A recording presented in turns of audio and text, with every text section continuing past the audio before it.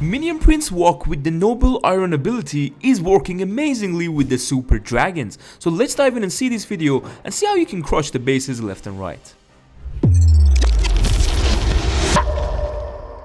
Alright, here we are on the first base and we have a core town hall with the double poison. Now guys, this strategy is basically going to work out just like this, and first thing first, you need to have the Flame Flinger for one of the air defenses, and usually currently in the Legends, not everyone is using that, like their layouts, their base layouts for defending the Flame Flinger. And if they are, well, this is why you got Barbarians and Archers to tank for the Mortar. Now on this attack, of course, sometimes the Mortars are closer to the ground expos, so just watch out with the way you drop your Barbarians and Archers in case they are in range of an expo. And here, you're gonna see, even a multi-Mortar locking on us, I'm going with a freeze, and we have no more freeze spell. So now once I know that is secured, I'm going in with the Minion Prince Walk with the Grand Warden, and notice we do have the Angry Jelly with the Minion Prince, so his Noble Iron shots go straight to defenses.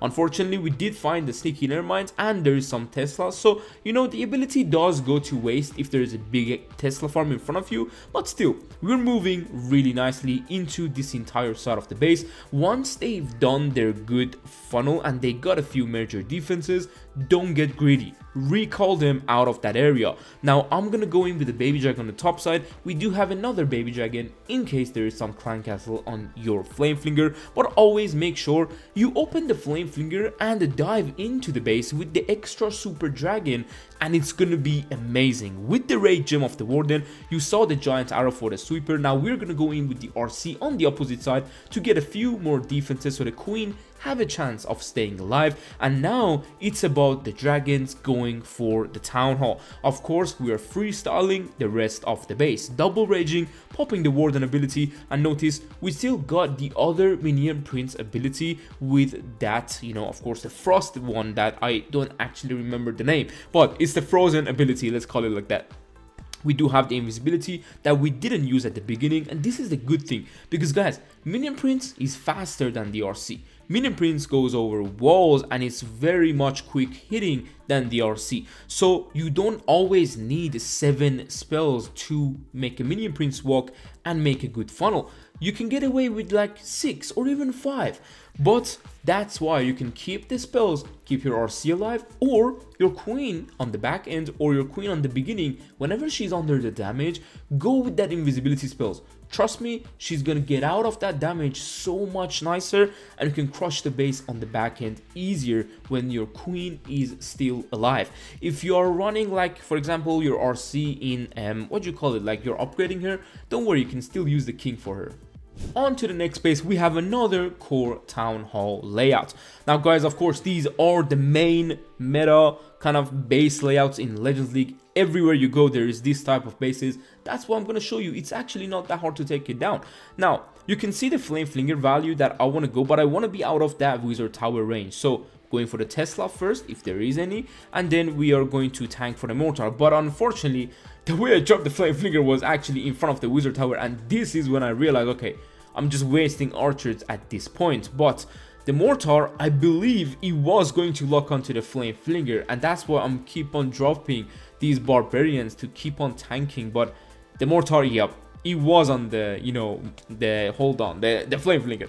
Now, I even missed the freeze. Guys, I'm doing so bad with this Flame Flinger on this attack, and we completely swagged that freeze spell. Again, we're diving into these bases without a freeze spell. If you're in a tournament that the freeze spell is banned, or you're doing, I don't know, some kind of things that Carbon Fin does with his channel, with the creative things that people ban stuff and some certain things aren't banned. Well guys, this is the strategy. You don't need a freeze, like this is crazy. But we're going to go in with that Minion Prince walk. You can see the way I angled the Minion Prince and the Warden to the left of this entry. We are going to dive into the left of this base. That's the good thing about knowing where the Minion Prince goes. Now, yes, we even lost the Minion Prince ability, and he died. That's it. So now what happens? There is so much base left, and what do? Is just basically go into the base, make sure you get that sweeper with the Queen Giant Arrow. I was a bit looking for it, but I couldn't find the sweeper, so I think my Minion Prince got it, but I didn't see it in the attack back then. Now the RC, making sure the Queen is under less damage, just like the last attack, and she can make the funnel really good for the Super Dragon with the way the RC is helping. And look at this narrowed funnel into the Town Hall. This is how you take these bases. Now I wish I could have made that RC invisible, but I didn't, and this is the good thing about this strategy when you don't have that, you know, kind of Phoenix with the Minion Prince. It's because sometimes the Minion Prince could end up really dying in the Minion Prince walk, and the Phoenix is a bit useless. Plus the Angry Jelly actually makes that Noble Iron a bit better to just deploy the Minion Prince shots into those defenses straight up and not into trash buildings. But look at this, guys. After all of that fail, after all the worst entry of my entire attacks, this is 3 Super Dragons and the Queen still alive. This is what I mean. Like, if you want to look around multiple strategies, if you want to be, you know, showcasing your skills to your clanmates, if you want to just, I don't know, explore new strategies and you're air type of person, this is for you. On to the next base, we do have a core invisibility tower with a double sweeper also inside it. Now we are having a really nice Flame Flinger value on the top side, but again, don't be too greedy, okay? There is always that little greedy thing like, okay, I want to get a huge Flame Flinger value. Like, you seeing these attacks, you don't need crazy Flame Flinger value. My Flame Flinger just gets 1 air defense and that's it. Now on this attack, I really wanted to get this Flame Flinger into this air defense. I know the top side was looking a bit better, but I'm going for the lower Flame Flinger so I can walk the top side, and this way we have access into the core from that monolith. That monolith is the weakness of the base because it gives you access from the side into the core.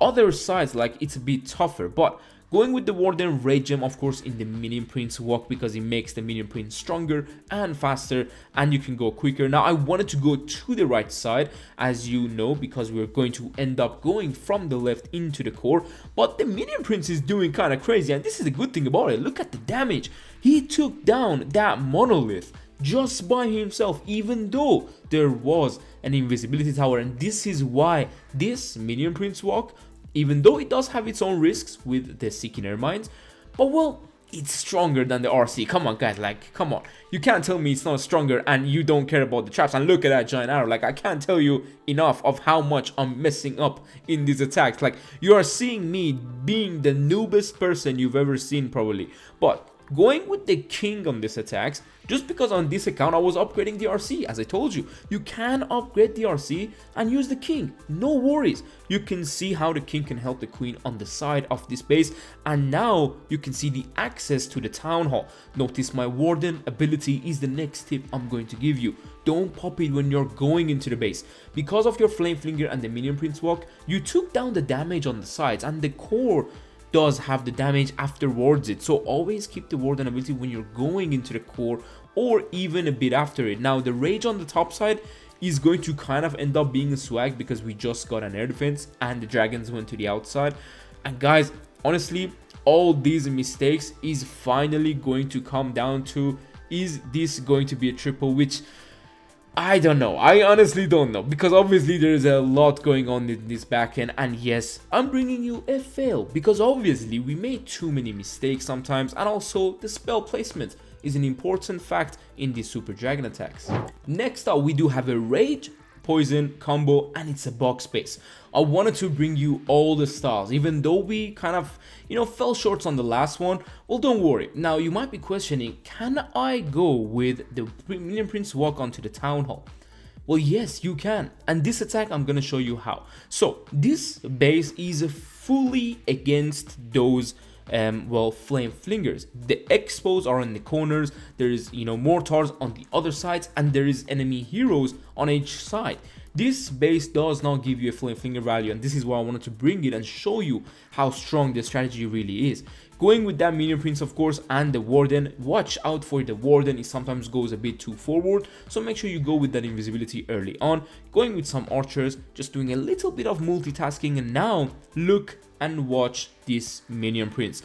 Going for that scatter shot. Watch out for the Clan Castle, because obviously you don't have the electro boots, so the Clan Castle doesn't die. If it's a witch or an archer, sometimes, as you can see, the Minion Prince could be a bit annoying. Now look at this. Going for that Town Hall, one thing you noticed, and if you want to go backwards, I had the recall in hand before I have invisibility in case there is extra traps or the Minion Prince going crazy. I super quick recall him. I don't change spell then use the recall.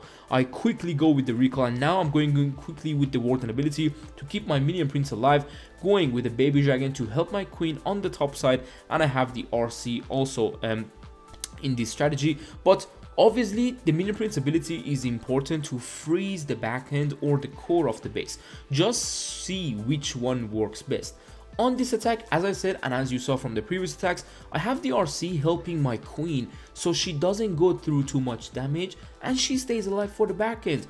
We do have extra freeze, which a lot of the attacks are used for that mortar, and you can see how it can be very, very important and handy. We do have 2 Super Dragons on the top side, 2 on the lower side, and we still got the Queen. This attack is coming to a close, and this strategy is exactly how it works like this. So hopefully you guys enjoyed this. I have the link of this army down below in the description, and let us know what else you want to see on the channel. See you soon, take care, and peace.